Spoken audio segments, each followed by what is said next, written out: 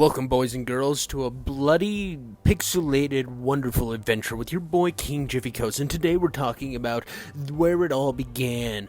Doom, baby. The Doom man himself. Look at those eyebrows, look back and forth, because with intentions of murder and despair in his mind, knowing that he's gonna shove that shotgun deep into the intestines of every monster that comes his way, or demon, I guess, if you want to get specific with it, while you adjust your glasses, you goddamn nerd. I'm not here to be a nerd, I'm here to blow faces off. And I know what you're thinking. King Jiffy Coats, didn't you make a retro video yesterday talking about how you don't completely love GoldenEye 007? How can you love Doom?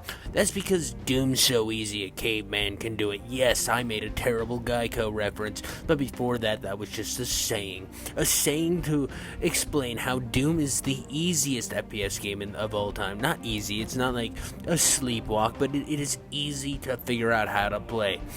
You go in, you point to left or right, because there is no up and down, because up and down was too complicated for the losers out there, the scrubs. They didn't know how to make that. They were like, we're just trying to make a game that people like, and we want to kill some demons. And that's what they did, and they blew the whole lid right off of the entire industry with the greatness that this game was, and would soon become even greater after years and years of mods. I mean, there's mods that make all of your enemies naked and you have sex with them. That is goofy, having pixelated sex in Doom. It's gratuitous, or that's the wrong word. That is the completely. It is. We're just gonna say it's obscene. I'm not gonna try to pretend to say another word that was gonna be more intelligent, because it was gonna be pretty clever, and you guys were gonna be sitting there stroking your own nipples, just trying to press some milk out of the very tips, because you're like, oh, he was gonna say something so cool, but instead I said obscene. And there's racist mods, there's mods that completely overhaul the game, add new levels. This game's been around so goddamn long that it deserves the recognition it gets. And the fact that it is so simplistic to play makes it fun for an eternity. Now, does this game hold up? No, fuck no. It looks terrible. It looks so bad and pixelated, and the level design is good, but obviously needs improvement because it's dated and you're lost half the time, and some levels you get through way too fast because you don't even understand how to slowly get to the pixelated keys to help you get to cool secrets, so you just speed run through half of these levels. And the fact that the saving's so archaic, and the animations look kind of mid, but when it comes to sound design, music, this game does hold up. When it comes to controls, the controls in this game are seamless and easy to understand. There is a reason why me, as a child, working on my grandparents' computer, looking at the games and seeing there was more than just that AIDS they call a game Minesweeper, I was like, Doom 2, this is Doom 1, this is Doom 1 we're talking about. But the fact that I could jump into Doom 2 and easily know what I was doing, and Doom 2 is just like a DLC pack of levels and some new weapon additions to this game, just proves that they had a winning formula. And the fact that when they tried to change things in Doom 3, a bunch of like Doom fanboys threw a little hissy fit, even though Doom 3 is a goddamn masterpiece of fun. I still think that what they did with Doom 2 is just so admirable. The fact that it's like, that's why I always talk up Duke Nukem and how big his package is. And yes, I'm talking about his schlong da long dong dong, because you can go back and play that game. Same with Shadow Warrior. All those games on the build engine play seamlessly today. They play great today. But then you look at games like GoldenEye, who, yes, they improved on the formula at the time, but did they, though? You know what I mean? Did they truly? Can you go back and replay them the same way? If you have nostalgia for them, yes. But if you don't, not really, because you have to like figure out the stupid aiming mechanic. You know what you have to figure out in Doom? Level design, that's it. Just like any other shooter. You're like, oh, okay, I just shoot things. Congratulations, it works. I mean, even games like Marathon that came out in the same time period that really advanced the industry by being like, well, check this out, we're looking up. And you're like, whoa, hold your homies back. We have to go have sex in the broom closet. Yeah, dude, it really improved on life. And Like, that's what the thing about Doom. The Doom is the game that you can always go back on. It's ported to everything. They ported this to the inside of your mother's clitoris.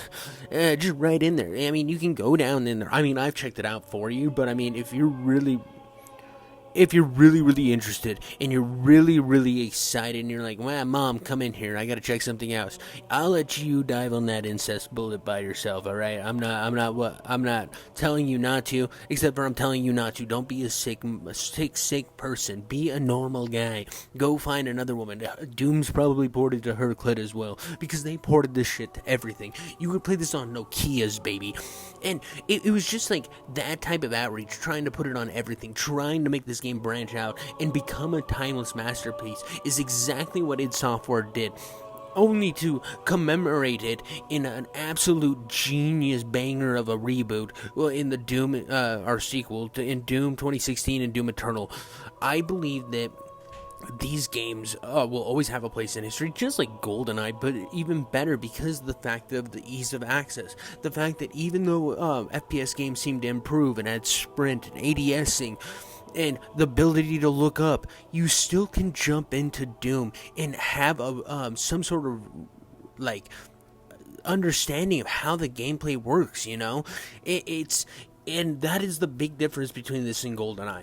GoldenEye, with its weird aiming mechanic, feels dated, feels clunky, and kind of feels bad whenever you try to aim, because it's a mechanic that they want you to use. In Doom, it doesn't feel old. Like, it feels old, but it doesn't feel like it's unplayable, like it's that clunky. It feels very fluid, very fast moving. It doesn't help that they, the GoldenEye I was playing was a remaster, so even with this game getting 1 million remasters every year and getting slight improvements, it still feels like it did back in the 1990s. And in the 1990s, the reason it was successful is because it was one of the most fluid shooters of all time. They took what they did with Wolfenstein, which if you haven't played the original Wolfenstein, I'm going to tell you don't. It's hard. I don't like it. You get lost a lot. Like, you get lost a lot in Doom, don't get me wrong, but the level design in Wolfenstein, it all looks the same. And like, it's like this area I'm in right now, I don't know what I'm doing. I'm like, oh, where do I go? Hit A. I'm like lost, and eventually I do find the door here. And that's the problem with Wolfenstein, is the whole game is that. The entire game is hitting walls and hoping that it's a door. And Doom, you have that every once in a while. Most of the time it's to find secrets, but it's not as bad. Same with Duke Nukem. The level design is a lot more differentiating from itself. You can tell where you're supposed to go. And when I played Wolfenstein, I was like, I don't know what I'm doing. I'd rather recreate One Man, One Screwdriver. If you really want to burn your eyeballs out, go look that up.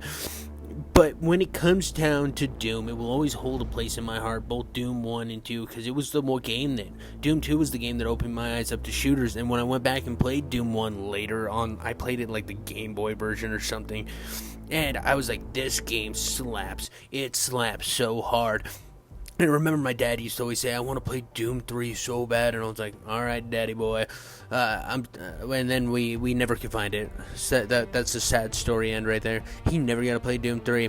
I have it on my Xbox Series X, so maybe when I'm visiting him, I'll hook up Doom 3 and let him finally get to play it. But he's kind of burnt out on video games. He got hurt one time and was stuck at home for like a couple months and beat every game we owned on Legendary. I didn't even know Halo 2 was possible until I watched that man become God, transcend the human realm, and then beat Halo on Legendary. I eventually grinded my way through most of it. I think I beat it as a kid, and I remember it was like a hard weekend, or a hard few weekends in high school where I was like, I'm gonna beat this game, and I put pain and suffering into Halo 2, and I don't think I beat the final boss. I think that's where I was like, this is enough. I'm ending it all. And then I just decided to turn the Xbox off and then go play Halo 1 Legendary, which was much more accommodating. God, Halo 1's Legendary is much easier. Speaking of hard modes, this game can be gruelingly evil on the higher difficulties. Like, it doesn't even feel fair. I've seen people like Civvy and G-Man Lives talk about, oh, you gotta play it on nightmare mode, and I'm like, I'm sorry I don't have a PC, and I'm sorry I'm using joysticks, and my aiming is like throwing the controller on the ground and hoping it hits something, but at the end of the day, I'm gonna play this at normal.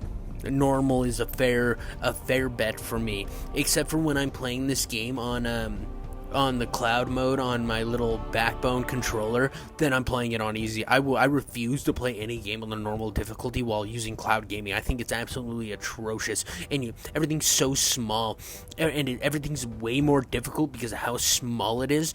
And that I know from experience, because every time I use the restroom, every once in a while my little junk will get caught in the pubes, and I'll have to dig it out, and I'll be dancing there because I have to pee so bad.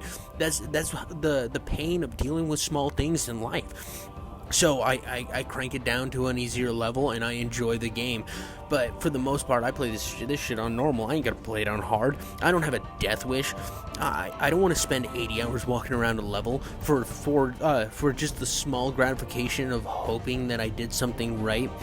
But at the end of the day, the biggest takeaway from this video, besides all of the jokes, is Doom 1 is a classic, and it will always be a classic.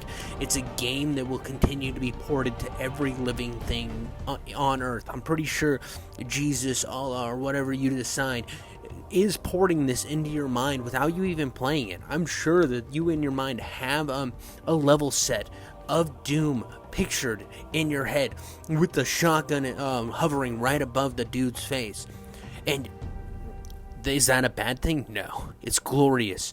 It's truly inspiring what this game was able to do and its mission was able to obtain. And that's all I got for you guys today. I hope you enjoyed my video. I love you all so much. Subscribe to my channel, you idiots. Comment, like, dislike. I don't care whatever you do. Just comment, because that's important, I guess, for the algorithm. Deuces.